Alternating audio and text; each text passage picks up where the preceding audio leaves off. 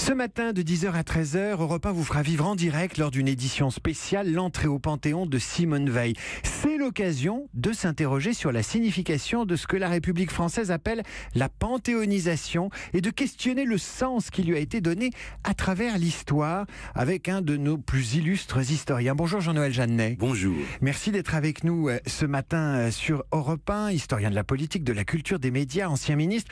Jean-Noël Jeannet, que peut signifier pour notre République et nos concitoyens aujourd'hui, ce matin, l'entrée au Panthéon de Simone Veil? Il me semble que pour l'apprécier dans son entièreté, pour prendre en considération l'événement qui est considérable, il faut prendre du recul. Vous avez invité un historien, j'imagine que c'est pour cela. Ah, je vous en prie. Le XVIIe, le XVIIIe siècle ont été parcourus par des réflexions sur ce que peut être un grand homme, et en particulier la différence avec le héros, qui s'est distingué à ce moment-là. Tous les contemporains étaient de grands lecteurs de Plutarque, la vie des hommes illustres. Donc on voit quelqu'un comme La Bruyère, dès le XVIIe siècle, expliquer que le héros est d'un seul métier, c'est-à-dire la guerre, tandis que le grand homme est de tous les métiers, la robe, le cabinet, la cour, autrement dit, la vie publique. Et que le grand homme était celui qui avait des vertus civiles, des vertus civiques. Et c'est ainsi que, d'ailleurs, la Révolution française, quand les républicains ont pris le pouvoir, avant même la République, au moment de l'Assemblée nationale, on a repris et marqué ce désir de saluer ceux qui constituaient quelque chose comme le sacré de la nation. Et au fond, quand l'Assemblée, en avril 91, décide qu'on transportera au Panthéon, église Sainte-Geneviève jusque-là, et cela marque l'aspect sacré de cet événement, qu'on transportera donc au Panthéon les cendres de Mirabeau.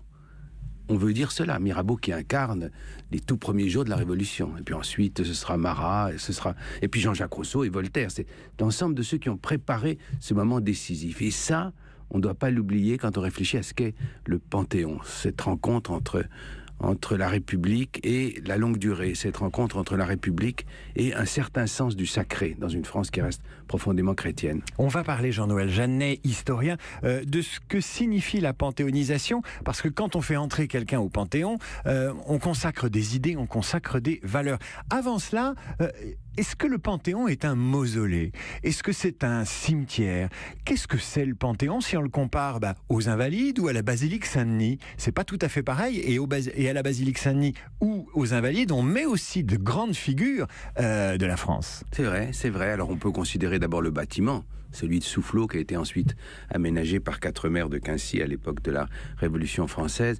Le Panthéon a gardé, avec des moments très variés, en vérité, des hauts et des bas, si je puis dire, a gardé cette vocation sur plus de 2 siècles. Au long du 19e siècle, on a restitué à la basilique son caractère sacré, son caractère chrétien, son caractère catholique. Sainte-Geneviève, l'héroïne de Paris, vous savez, dont disait Peggy, comme elle avait gardé les moutons à Nanterre et qu'on était content de son exactitude, on mit sous sa houlette et son inquiétude un tout autre troupeau, mais bien plus volontaire. Sainte-Geneviève est là toujours. Mais enfin, à partir du 19e siècle, à partir de Napoléon, le temple de l'héroïsme national est là. Et j'ai eu l'occasion de m'interroger très directement, pour ce qui me concernait, sur ce que cela signifiait lorsque François Mitterrand m'avait chargé de présider la mission du bicentenaire et m'a demandé des suggestions pour transférer quelles cendres souhaitions-nous préparer 1989. Accompagner 1989. Nous avions proposé 3 noms qui ont été agréés par le président de la République. Condorcet, on avait passé ça, c'était vraiment l'incarnation de la conviction d'un progrès possible.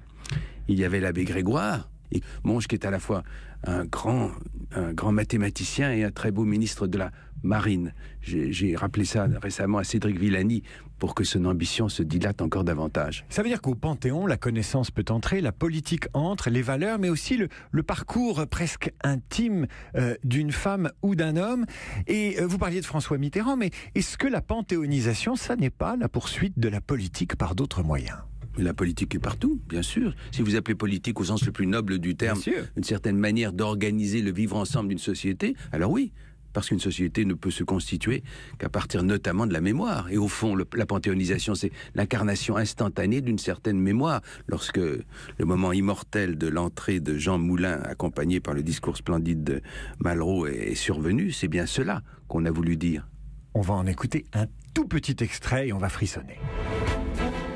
Entre ici, Jean Moulin, avec ton terrible cortège. Avec ceux qui sont morts dans les caves sans avoir parlé comme toi.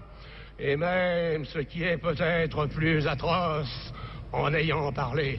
Entre avec le peuple né de l'ombre et disparu avec elle, nos frères dans l'ordre de la nuit. Écoute aujourd'hui, jeunesse de France, ce qui fut pour nous le chant du malheur. C'est la marche funèbre des cendres que voici. Jean-Noël Jeannet, quand vous entendez cela, quand vous entendez ce lyrisme républicain, certes dans la voix d'André Malraux, ça évoque chez vous soit des souvenirs, soit des panthéonisations qui vous ont marqué ou qui ont surtout marqué l'histoire de France. Et s'il y en a 2 ou 3 qui vous semblent inévitables. Celle-ci évoque pour moi un souvenir très précis, puisque j'étais élève à l'école normale rue d'Ulm, nous étions tout près, on nous avait donné quelques places, et je me rappelle très directement ce frisson que l'on éprouve, effectivement, que l'on a éprouvé avec cette éloquence tout à fait spécifique de Malraux, qui aurait été peut-être insupportable ailleurs, mais qui était admirablement adapté à cet instant, devant Laure Moulin, la sœur, et le général de Gaulle debout, immobile, figé comme une sorte de menhir. Et c'est vrai que les Français, parfois sur le ton de la plaisanterie, soit sur le ton de la nostalgie, se mettent volontiers en bouche ce discours d'André Malraux et disent « Entre ici Jean Moulin », comme s'ils le connaissaient par cœur, et comme si d'ailleurs Jean Moulin était la personnalité la plus connue des Français pour avoir été panthéonisé. Quels sont les autres ? Eh bien, on les connaît moins, vous en avez cité, hein, bien entendu, mais quels sont les plus fameux ? François Hollande a souhaité que Pierre Brossolette, autre grand résistant, rejoignît Jean Moulin au Panthéon. C'était une manière d'élargir l'assise de la résistance, d'autant plus qu'ils avaient été souvent en conflit, mais peu importe. C'est un choix qui a symbolisé cela. Et puis il y a évidemment cette donnée majeure qui est l'arrivée des femmes, puisqu'il y a eu pendant très longtemps très peu de femmes.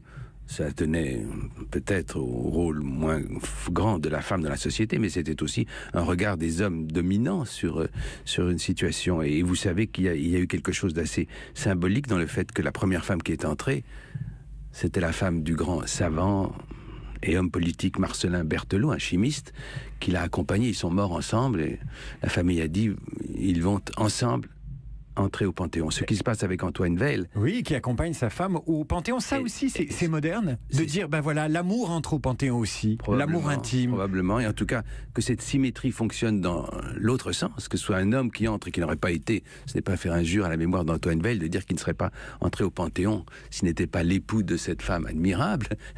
C'est une sorte de revanche symétrique. Dans l'intervalle, il y a eu Pierre et Marie Curie. Et là aussi, c'est un symbole, puisqu'ils étaient tous les deux de grands savants et qu'ils ont travaillé tous les deux ensemble. Et vous savez aussi que François Hollande a souhaité que Germaine Tillon et Geneviève de Gaulle-Antoniose entrent au Panthéon. Ça marque un moment important. Au fond, il y a aussi une lecture historique de la panthéonisation. La panthéonisation, ce n'est pas quelque chose qui survient à partir du néant. C'est la rencontre entre une certaine conjoncture, une certaine sensibilité collective, et d'autre part, la trace d'individus. Jean-Noël Jeannet, historien avec nous sur Europe 1 ce matin, on vient d'évoquer à l'instant ce discours fameux d'André Malraux pour Jean Moulin, pour l'entrée au Panthéon de Jean Moulin. Emmanuel Macron va devoir faire un discours pour célébrer cette entrée pour Simone Veil. Ce discours s'adresse évidemment à la nation, mais il s'adresse au présent. C'est un discours, au-delà de la personnalité du panthéonisé, qui parle au présent. On parle à des électeurs, on parle à ses concitoyens, on parle aux jeunes, on parle aux vieux. D'après vous, quelle manne va invoquer le président de la République ? Vous me demandez de devenir prophète des propos d'Emmanuel Macron ? À la lumière de ce que vous savez des précédentes panthéonisations. J'ai tendance à m'arrêter, mais après tout, c'est peut-être un jeu. Il me semble qu'il peut y avoir un certain nombre de propos toujours destinés à marquer une certaine unité de la nation. C'est ça, finalement, la panthéonisation. On n'y parvient pas toujours, mais c'est un effort pour rassembler autour d'un certain nombre de valeurs la leçon d'un grand personnage ou d'une grande dame, grande femme, comme c'est le cas aujourd'hui.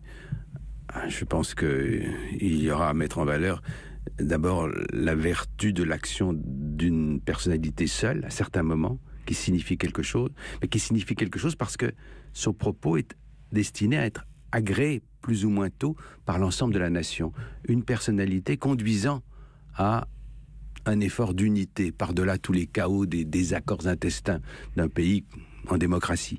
Ce moment où on peut se rassembler autour d'une vérité partagée, d'un enthousiasme collectif, d'une détermination qui s'enracine dans le passé et qui se précise en particulier autour d'un personnage. C'est un moment important et je crois que c'est un moment profondément républicain à la fois et démocratique. Avant de terminer, Jean-Noël Jeannet, j'avais une question. On parle des difficultés de l'Europe aujourd'hui, mais cette Europe existe depuis des années, depuis longtemps. Elle a une histoire commune, des valeurs communes. Est-ce qu'on peut imaginer un jour un panthéon européen pour nos grands hommes européens et qu'on inhumerait dans ces panthéons de façon collective et consensuelle? Je le souhaite profondément et je le crois possible. Il doit y avoir une identité européenne, non pas selon l'usage fétide qu'en font un certain nombre à propos de l'identité française, quelque chose de fermé, non, quelque chose d'ouvert. Le jour où on dira, parmi les stéréotypes, comme on dit aujourd'hui, l'italien est ceci, l'espagnol est ceci, ou en Asie on dira, il est typiquement européen ce garçon. On aura avancé et prendre des personnages majeurs, c'est une très bonne idée. Quand est-ce qu'on va remplacer sur nos billets de banque ces absurdes dessins d'architecture abstraite par des grands hommes? J'avais fait autrefois un colloque sur les grands hommes, le besoin de grands hommes en Europe, et on avait fait des sondages. Et on avait vu qu'on arrivait assez facilement à des personnages partagés. Du côté français, il y avait Victor Hugo, du côté italien, Léonard de Vinci, du côté hollandais, Erasme, Goethe et Schiller du côté allemand, etc. Et le jour où on décidera de les saluer collectivement, c'est peut-être un panthéon, il y a d'autres façons de le faire. Je vous donne les timbres-poste également. Il y aura sans doute Simone Veil, première présidente du Parlement européen, grande figure de l'Europe. Jean-Noël Jeannet.